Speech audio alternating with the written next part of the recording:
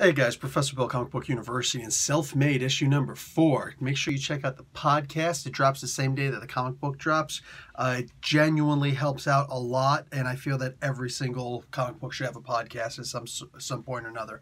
It's only like 30, 37 minutes, something like that. Go check it out. So this is Self-Made issue 4, the Ta-Da moment. Writer Matthew Groom, artist Eduardo Ferragamo, colors Marcelo Costa, Mariana Khalil is on color flats and letters. Larger World Studios, Troy Pateri, with Kyle Higgins on editing. All right, so basically, Rebecca goes and builds a body for Amala.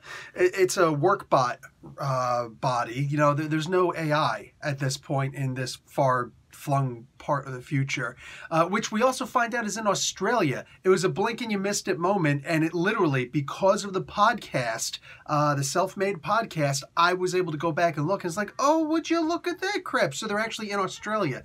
So, okay, interesting. Did not know that. Very different from, you know, every other comic book that's in New York City, right?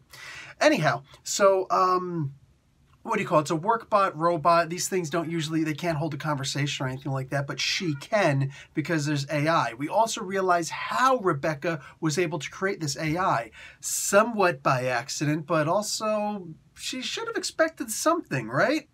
So definitely a fantastic issue. Guys, again, I can't stress how much each comic book is different from the previous one. It's almost like they're all one-shots, but they're all clearly related to each other. They're the same characters and everything.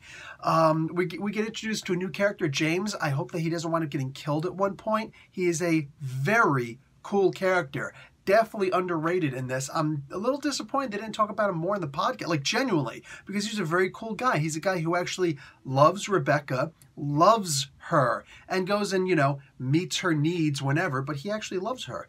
And he gives her space and everything like that, and just understands that she is who she is. And wow, how rare is that in the world? Maybe in the future that's an everyday thing, but for now, no, that's actually really cool. You know, like, relationships can work both ways in that regard, and I loved that idea. Here's this dude who genuinely loves her and knows she's not a people person. And we get more understanding of who Rebecca is because of James. And that's something that just you can't, you know, you can't teach that. Anyway, I think I did that backwards. Who cares? If you're a wrestling fan, you know what I'm talking about. So, oh, there's also a bit of racism in here, which I looked at it, and at first I'm like, was that meant to be racism? And then the podcast, like, oh yeah, it was. And there was another part of racism, which I didn't even notice myself. Again, guys, the podcast can't be, can't throw it away. Also, seeing Amala, her new robot form, with the blood war paint, it's, this guy's blood. Yeah, she punches that dude. That was actually really interesting. It was like, I'm looking at it, I'm like, why is it like that? You know, I didn't necessarily miss it, but I'm just like, you know, what's going on? Did she like paint her face like that? The explanation, again, also in the podcast, genius. She's basically a Dungeons and Dragons character. Everything she knows, her reward system, everything is based on kill, get XP. Kill, get XP. That's all she knows. That was awesome. All of it, awesome. The interactions, seeing this woman, she's a woman, whatever, this computer program who understands, you know, her background and whatnot, has a couple blank spots because of the damage that was done in the previous issue, but so much, and yet she's still going to have basic programming, because there's some things that you just can't unteach per se, especially with an AI. You can't just necessarily reprogram an AI. It is or it isn't. You know, it's light switch in that regard.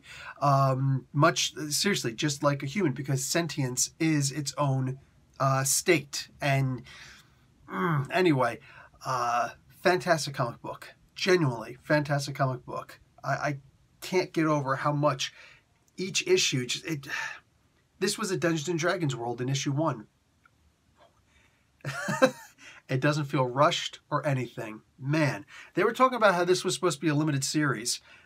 If that's all the stories they've got to tell, fine. I don't want them to start creating stuff on the fly. However many stories they've got to tell, I just want to read them all. fantastic. And again, every comic book should have a podcast. If you care about your comic book, you should have a podcast for it. All right, guys. Professor Bill, Comic Book University. Class dismissed.